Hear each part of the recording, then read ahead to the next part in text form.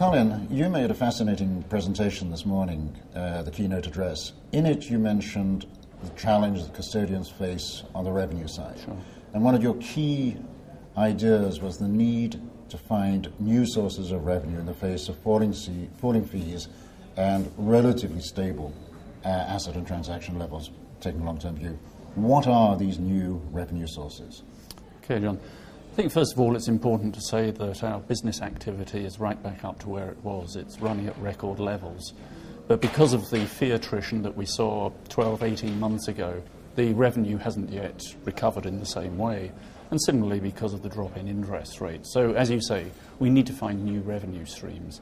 I think fortunately what we are seeing is the broker-dealers in particular very keen to outsource aspects of their back and middle office. They see there a very good model for themselves because they see themselves moving away from fixed costs to variable costs. And there are a number of costs that they can avoid by outsourcing, costs such as clearing costs that if they outsource, they can pass over onto a third party. So that's one area that we're looking at and we're talking about a great deal with the broker-dealers. In terms of other services, clearly we're looking at how the markets are evolving. We're looking at CCPs. Now, you can view that as a potential negative for the business, but I think as a sub-custodian, we have to look to see how the market is changing and where those opportunities can come, because change brings about not only challenges but also opportunities. And as a major sub-custodian that is continuing to invest in the business, we see there to be opportunities there. So are you talking, taking the clearing first, and we go back to the broker-dealer area, but taking the clearing, are you seeing yourself becoming a clearing member of the exchanges on behalf of your That is what we're doing in one or two markets, and that's a model that we would like to extend to other markets where it's permitted and where the risks are also manageable. But what is the difference between you as a custodial agent being a clearing member and the clearing activities that a lot of the banks provide as a standalone business? What we do as a clearing member is we take over a lot of the infrastructure that the broker-dealers have as part of their own clearing mechanism. So we take that over from them. But it doesn't mean that our costs increase by the same amount because we already have that in place. So what we are effectively doing is putting a lot more volume through an existing infrastructure.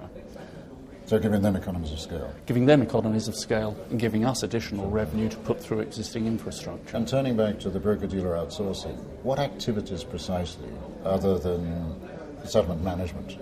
We do everything post-execution. So once the broker-dealer has executed, they then pass the whole of their back office and middle office over to us as their agent or as their responsible party. Now, so your point of entry is then trade match? Precisely, yes. And when you say everything, that includes all of the post-trade servicing, asset servicing, tax reclamation? It so much depends on the individual client who we're talking to. Every client we talk to has a slightly different view as to what it is they feel comfortable about outsourcing and the benefits to them of outsourcing. So you talk to one broker-dealer and yes, they will want to discuss with you outsourcing, but the models are quite different depending on who it is you're talking to. And do you have volume-based pricing or fixed pricing? We have volume-based pricing, yes. And that is one of the benefits to the broker-dealers because they move over to wholly variable pricing rather than fixed pricing, or rather than fixed cost, I should say. So those fixed costs are something they want to move away from. Okay, Colin, one final question. We talked obviously about the broker-dealer industry and the clearing industry. What about your core custody business? Are there any new sources of revenue that you've identified there? This is for the global custodians. The global custodians. Yeah, well, both client segments are fairly evenly matched. We don't focus on one to the exclusion of the other. So our revenue streams are also evenly matched. I think the global custody business is probably not changing as much in terms of the fact that they already outsource pretty much all of their business to us. So what we're looking at doing is extending the range of services that we believe are relevant to them.